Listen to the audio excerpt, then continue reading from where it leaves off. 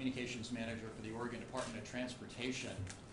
1 year from today, here at Portland International Airport, there are two possible states of being.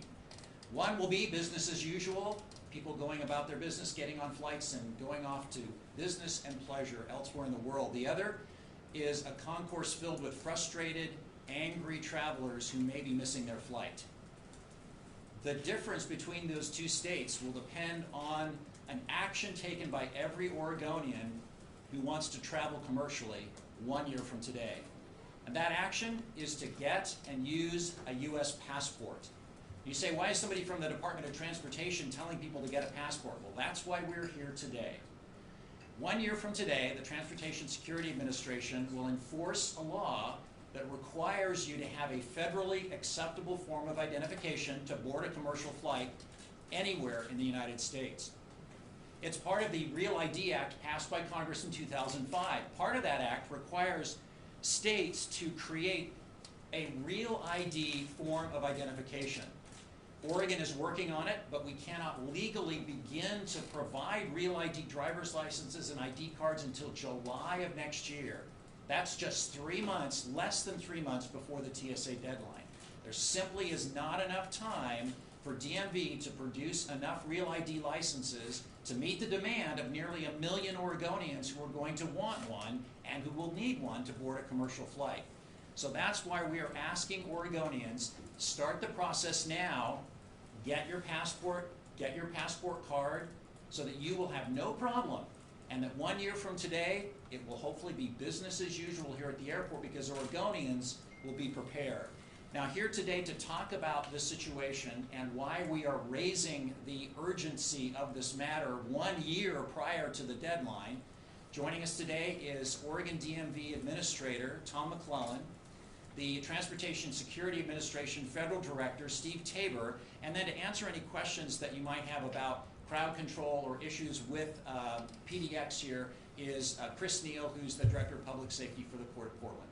So right now I'm going to ask Tom McClellan to come up and give us a little bit of background as to why we're in this situation and why we have the dilemma that we do. Tom? Okay, great. Thanks, Tom. Hi, I'm Tom McClellan, a DMV Administrator with the Oregon Department of Transportation.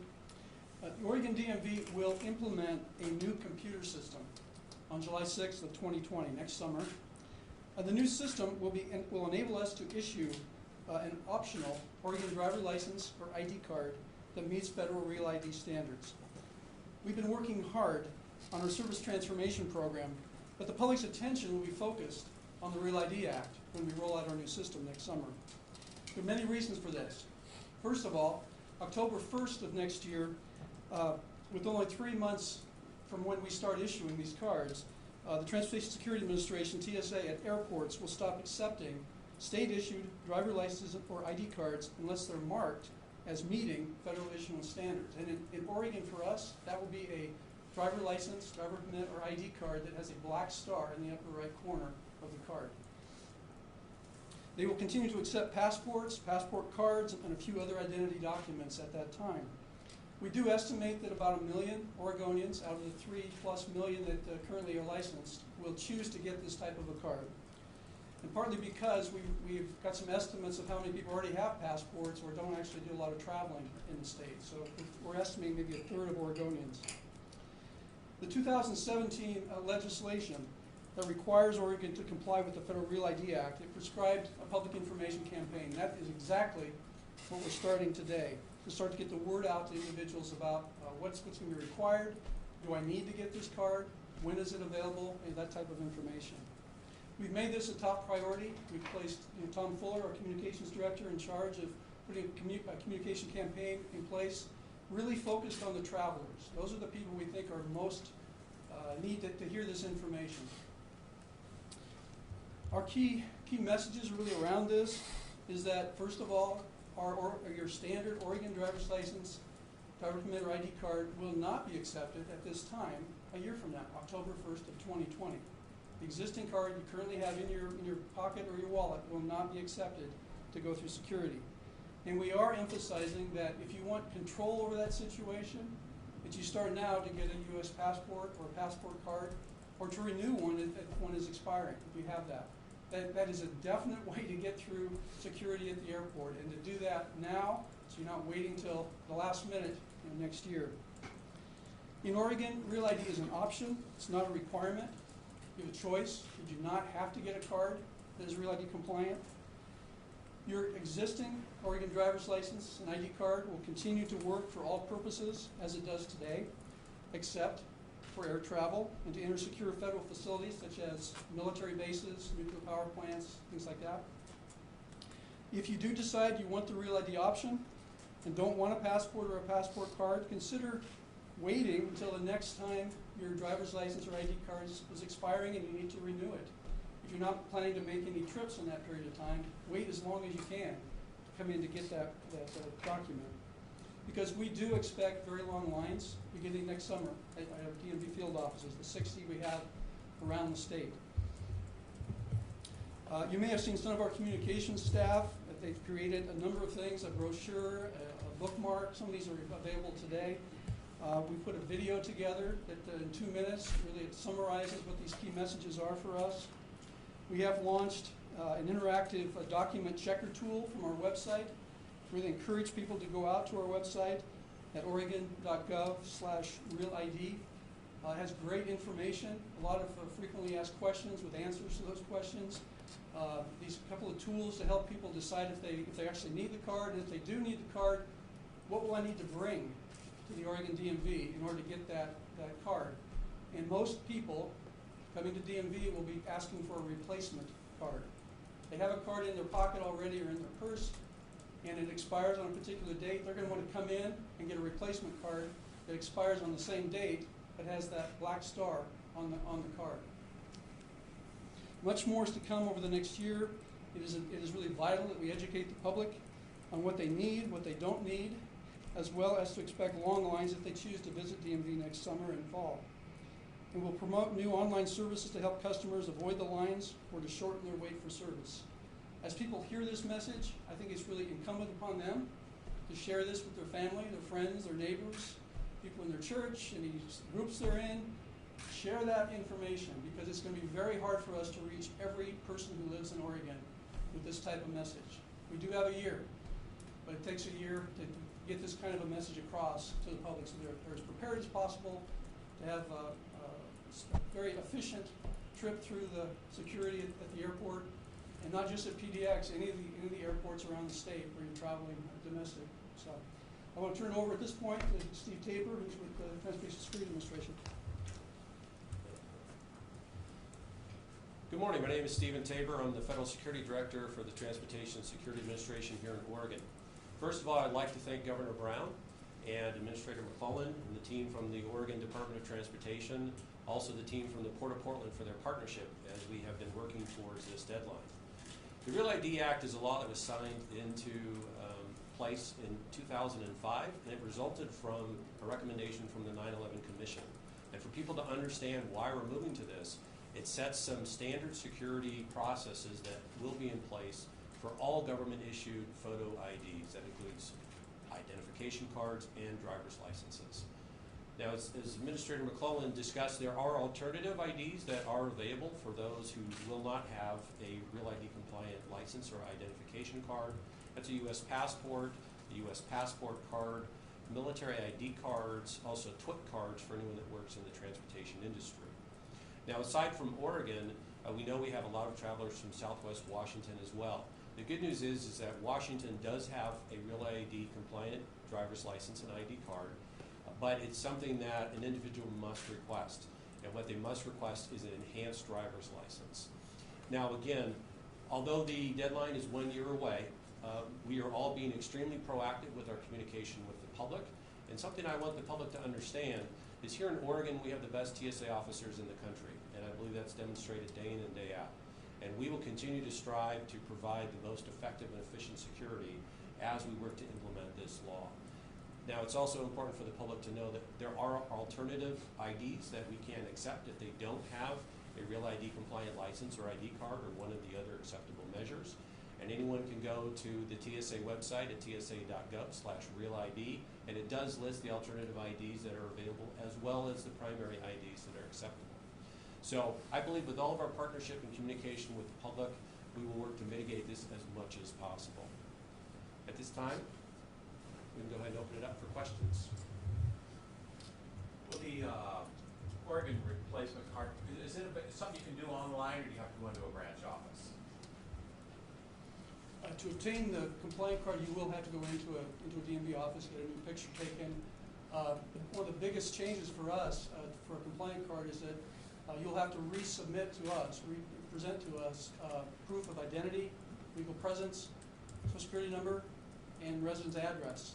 So because those documents must be imaged. We do not image those today. We review them, hand them back to the person, but the federal requirements are that we must keep an image of those. So when you go back into the DMV office, it's not going to be hand over your old Oregon driver's license, get a new enhanced one. You're going to have to come in with the things that you just mentioned as well? Yes, and we will replace that card once we've reviewed those documents, made images of them. You pay your fee as well, and then you'll leave what we'll be mailing to you, the new card. And you'll need what again? Proof of identity, legal presence. Which is what? Which is birth certificate, immigration document, anything to prove your date of birth and your identity. Legal presence, and that's a citizenship, birth certificate, immigration documents.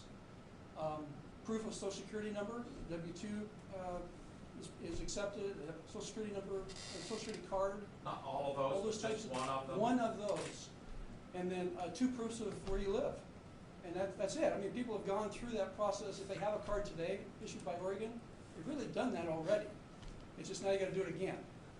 And that's not a lot of fun for people. So now you're rolling out a new computer system that's so close to a switchover.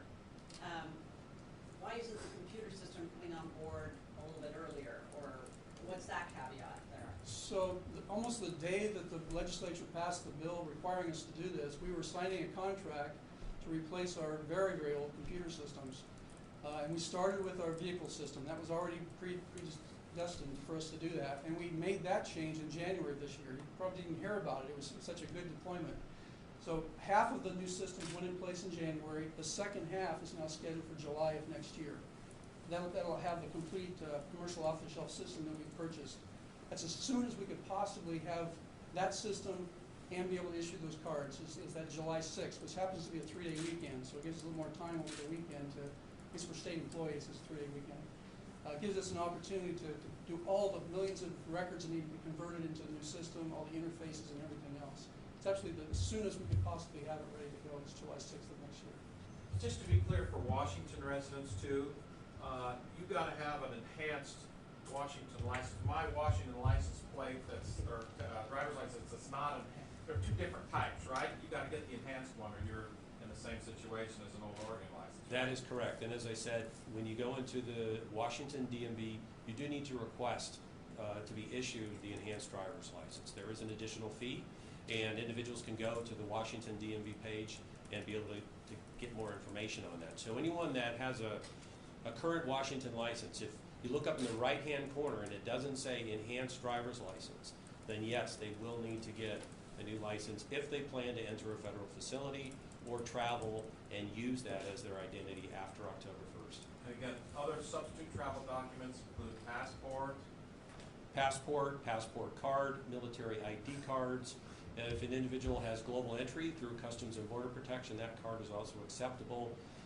U.S. immigration card, and then other IDs that are listed on the TSA website at tsa.gov/realid. Same thing for Washington too. You got to go into the office. You can't do it online. That's correct. Because just as in Oregon, there are additional identity requirements in order to receive the enhanced driver's license. So if you crossed into the country illegally, does that mean you can't fly? Well, what I will say is that we do have a process for individuals that don't have any type of acceptable ID after 1 October. And what it will require is some additional measures that we will go through here at the airport. And any individual that is in that situation, or for a traveler that happens to lose their identity while they're traveling here in Portland, this process will allow them to still be able to travel once we establish their identity. Now, the important thing for the public to know is if they're in this situation, that they will need to add approximately 45 minutes to their time when and they come through the security screening checkpoint. But we do have a process in place that will allow people to still be able to travel once we can validate their identity. How many real IDs do you think you can produce in a day across the state or in the 3-month period? Do you have any type of estimate? It's very difficult for us to estimate how many we can issue. We did receive additional position authority from the legislature. We have 49 additional people we can hire. That will increase our throughput through the offices. We plan to offer it at all 60 offices around the state. When you do get into, say, a larger office, you may end up going to a particular counter where we designate, and this is a real ID issuance. I think there'll be some efficiencies in that. As you walk into, again, a larger office, there's going to be someone to greet you there at a lobby, queue type system area, to maybe even review their documents to make sure they're ready. Because we don't want people coming in and having to leave and come back. We want one visit if you're going to come in and come as prepared as possible. But back to your question, I really don't know exactly how many we can issue. We know we cannot issue 900,000 to 1 million in that 3 to 6 month period. Absolutely not. And you said that you won't walk out the door with this card. It's going to be mailed to you? Yes. How many days can you expect? Maybe 5 to 7, 10 at the most. That's currently the process we use today. You leave with a receipt basically that has all the information from your card. Not necessarily valid for identification purposes, but sometimes people do present that, I know, at the airport. But the actual card with all the security features comes in the mail 7 to 10 days after that. Have you settled on the additional fee? We have not settled on the additional fee. We are internally looking at about $20 as an additional supplement. And the reason for charging the extra fee is the legislature, as part of their approval of the bill, instructed us to recover all our costs. Any additional work required for the issuance of this card, they wanted to make sure we collected enough money to recoup that. And we think over about a 2 to 3 year period, all our implementation costs and ongoing costs will be pretty much recovered with that $20 fee. It still is subject to rulemaking. It could be slightly different, but that's what we're currently thinking it might be. To make it efficient, are you thinking about having each of the DMVs have dedicated windows just to that, like 2 or 3 windows with personnel there just for this? So yeah, the question would be whether we want to dedicate space. Depends on the size of the office.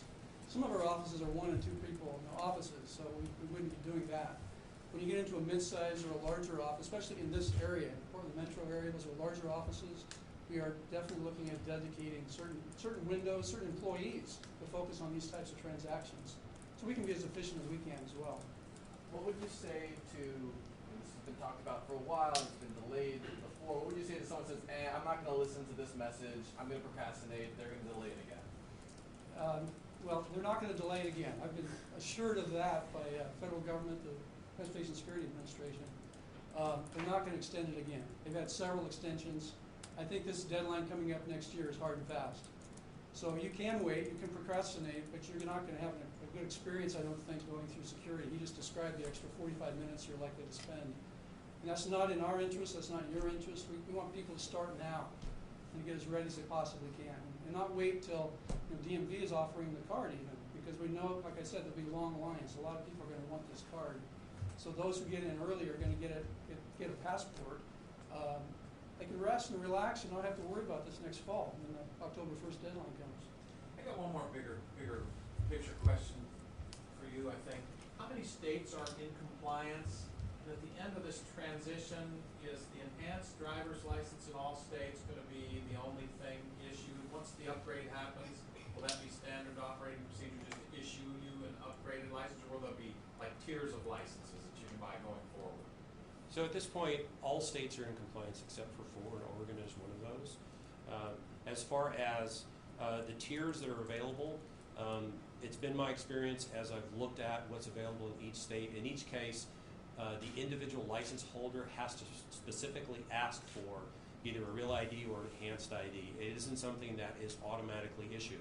Because as Administrator McClellan said, you don't have to have a real ID just to travel as a normal citizen in a vehicle and things like that. It's only when you're going to enter a federal facility or use it for travel through an airport or through a CBP facility. So it is not a requirement. So people will have to ask for it specifically. What are the 3 other states? I can't name them off the top of my head, I'm sorry. We will be the last to be comply though as of July 6th, right? It appears that way, yes. What could, I guess DACA recipients, are they needing to get a different type of ID in order to board a plane if they have a license? Well, as I said, there are secondary IDs that are acceptable. Those individuals do go to the tsa.gov/realid website, it does list those types of IDs we can accept. But then in the case where someone doesn't have any form of acceptable ID, then as I said, we do have a process we can put people through. And as long as we can validate their identity, they still will be able to travel.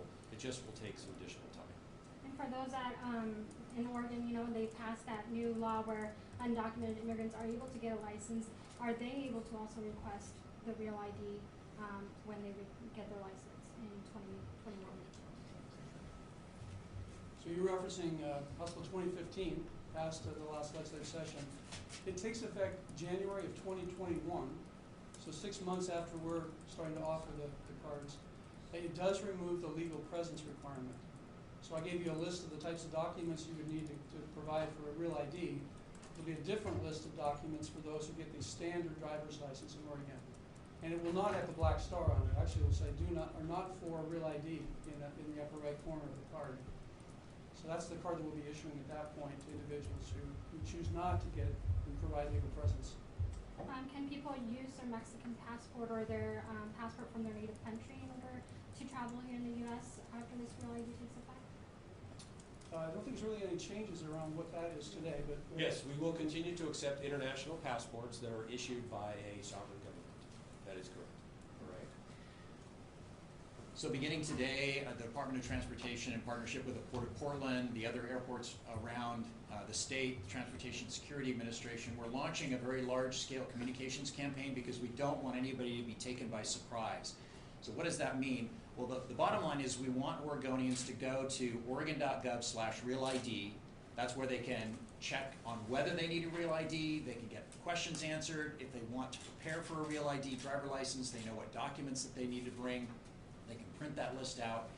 At the airport, here at PDX and at other airports in Oregon, TSA is going to begin handing out these bookmarks to anyone who presents a non-real ID compliant form of identification to remind them of what's coming and to encourage them to go to oregon.gov/realid. At the airports, we'll also have these posters, post-security, where people can grab one of these cards, which has a little bit more information, but again encourages people to check out our website. We'll be doing a number of other things throughout the year because our bottom line is we want Oregonians to get and use their passport starting October 1st, 2020. Don't count on being able to get a real ID driver license from Oregon DMV. We simply won't have the time to be able to create those during the short period of time between July and October of next year. So at this time, we're going to adjourn this part of the press conference and go to individual interviews downstairs. Those of you who've signed up for those or want to do those one-on-one interviews will make those available. So thank you very much.